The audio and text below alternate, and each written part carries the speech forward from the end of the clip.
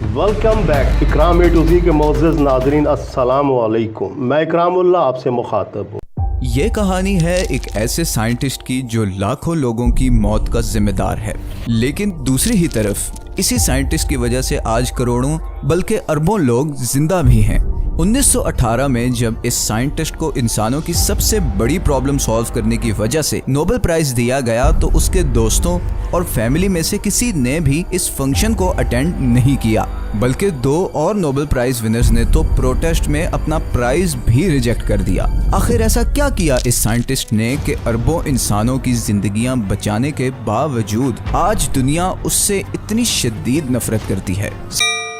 हमारे जिस्म में 4 एलिमेंट्स होते हैं, ऑक्सीजन, कार्बन, हाइड्रोजन और नाइट्रोजन। नाइट्रोजन जिंदगी के लिए बहुत ही जरूरी एलिमेंट है और हम ये एलिमेंट प्लांट्स खाकर या उन एनिमल्स को खाकर हासिल करते हैं जो प्लांट्स खाते हैं। अब नाइट्रोजन का मसला ये है कि अगर हमारी जमीन में बार बार फार्मिंग की जाए तो ये जमीन से आहिस्ता आहिस्ता खत्म हो जाती है और फिर एक वक्त आता है कि जमीन में नाइट्रोजन इतनी कम हो जाती है कि कोई पेड़ या पौधा उग नहीं सकता।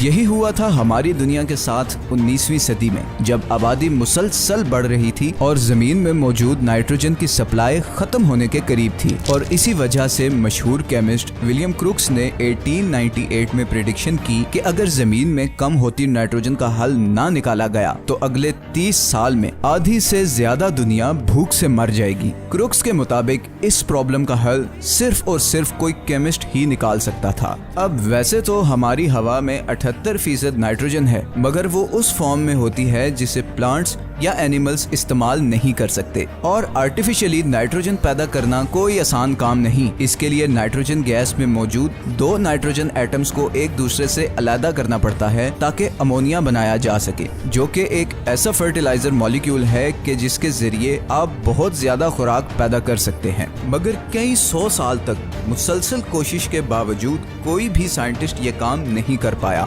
लेकिन इस सब को फाइनली कोई बदलने वाला था। 1904 में जर्मनी में मौजूद एक 36 साल साइंटिस्ट फ्रिट्ज हैबर की इस प्रॉब्लम में दिलचस्पी पैदा हो गई। हैबर उस वक्त एक यूनिवर्सिटी में लेक्चरर के तौर पर काम करता था। खुराक की कमी को पूरा करने की इस लगन ने फ्रिट्ज के अंदर एक आग सी लगा दी और वो अगले 5 साल इस प्रॉब्लम का हल निकालने की कोशिश करता रहा। उसका आइडिया ये था कि हाइड्रोजन और नाइट्रोजन को अगर इकट्ठा करके बहुत ज्यादा हीट पे प्रेशर दिया जाए तो नाइट्रोजन के एटम्स स्प्लिट हो सकते हैं। इसी एक्सपेरिमेंट पर मार्च 1909 में फ्रिट्ज अपनी लैब में काम कर रहा था कि उसने टेस्ट के तौर पर चैम्बर का टेम्परेचर 500 डिग्री कर दिया और फिर वो हो गया जिसकी सालों से दुनिया के तमाम साइंटिस्ट्स को तलाश थी। नाइट्रोजन एटम्स टूट गए और हाइड्रोजन गैस के साथ मिलकर वो कंपाउंड बन गया जो दुनिया की तकदीर बदलने वाला था।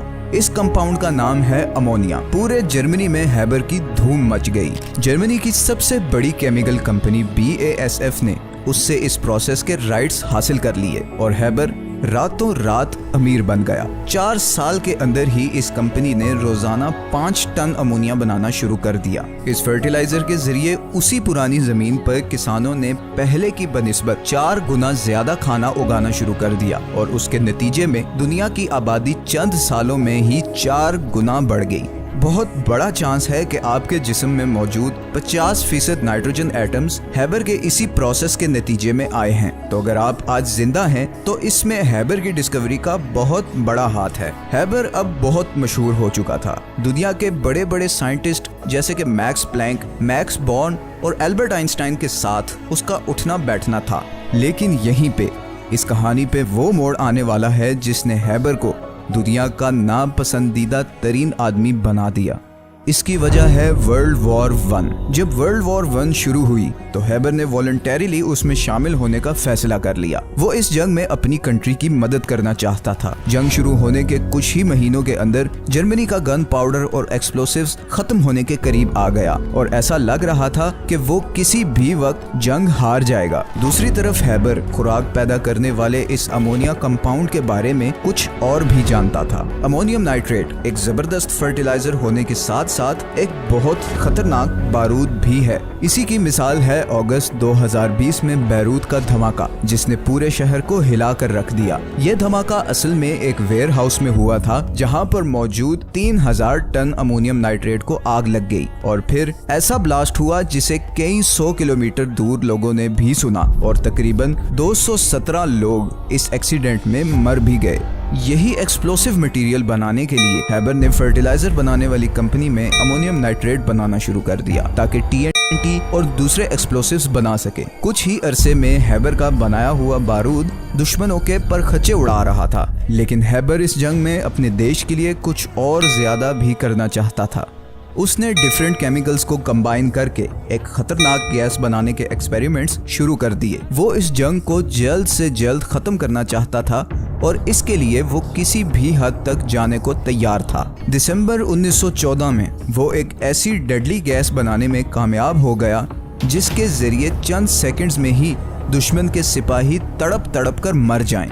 इस गैस को क्लोरीन गैस कहा जाता है। 22 अप्रैल की शाम को 6 बजे जर्मनी फौजियों ने 5000 क्लोरीन गैस सिलेंडर एलाइड फौजों की तरफ करके खोल दिए। गैस पूरे मैदान में फैल गई और दुश्मन फौजी तड़प तड़प कर मर गए। ये इतनी तकलीफदेह मौत थी कि दूर खड़े जर्मन फौजी भी ये सारा मंजर देखकर कांप गए। उस दिन दुश्मन के 5000 फौजी इसी तरह मारे गए। हैबर को ऑनर के तौर पर कैप्टन का रैंक दे दिया गया। इस वाक़े के एक हफ्ते बाद हैबर अपने घर आया। अपनी इस अचीवमेंट की खुशी में उसने घर में एक पार्टी रखी। पार्टी खत्म होने के बाद वो अपने कमरे में सो रहा था कि अचानक उसे गन फायर की आवाज़ सुनाई दी। उसने बाहर आके देखा तो उसकी बीवी खुदकुशी कर चुकी थी।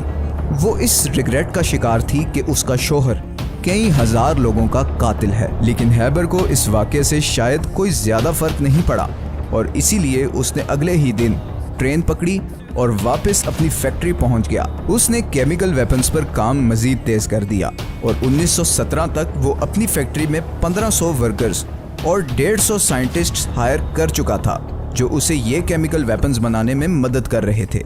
जर्मनी की आर्मी ने इन वेपन्स को दुश्मनों पर खुलकर इस्तेमाल किया और तकरीबन 1 लाख दुश्मन सिपाही इस गैस के नतीजे में तड़प तड़प कर मर गए। लेकिन इस सब के बावजूद जर्मनी वर्ल्ड वॉर 1 हार गया। हैबर इस हार से बहुत दुखी हुआ। कुछ ही साल बाद वो जर्मनी छोड़कर स्विट्जरलैंड चला गया और वहाँ एक होटल में 65 साल की उम्र में उसकी मौत हो गई।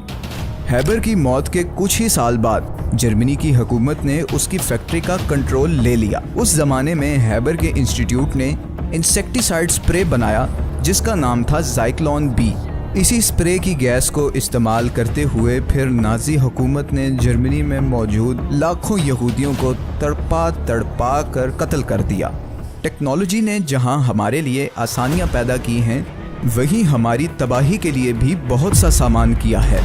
फ्रिट्ज हैबर की ज़िंदगी इसका एक जीता जागता सबूत है। एक तरफ तो उसकी वजह से आज तकरीबन 4 अरब लोग जिंदा हैं, मगर दूसरी ही तरफ कितने लाख इंसान उसकी वजह से एक दर्दनाक मौत मरे। यह जहानत ऊपर वाले की देन है।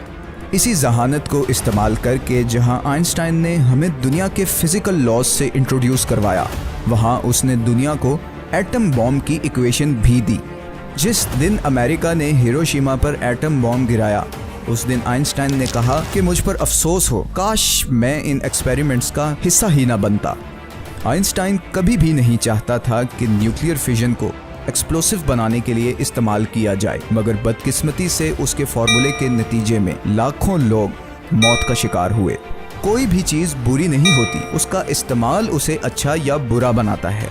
इंसानी तारीख देखते हुए तो यही कहा जा सकता है कि इंसान ने हमेशा अपने फ़ायदे के लिए दूसरे इंसानों को मौत की भेंट चढ़ाया है। ये सारी टेक्नोलॉजी, सारी इन्वेंशंस एक 2-धारी तलवार हैं और मेरे हिसाब से तो पिछले 100 साल में होने वाली तमाम इन्वेंशंस के फायदे से ज्यादा नुकसानात हैं। को ये वीडियो पसंद आई है तो इसे लाइक और चैनल को सब्सक्राइब जरूर कर दें। हमने अभी बहुत से इंटरेस्टिंग टॉपिक्स पर वीडियोस बनानी है, तो आपकी सपोर्ट बहुत ज़रूरी है। अपना ख्याल रखिएगा। अल्लाह हाफिज़।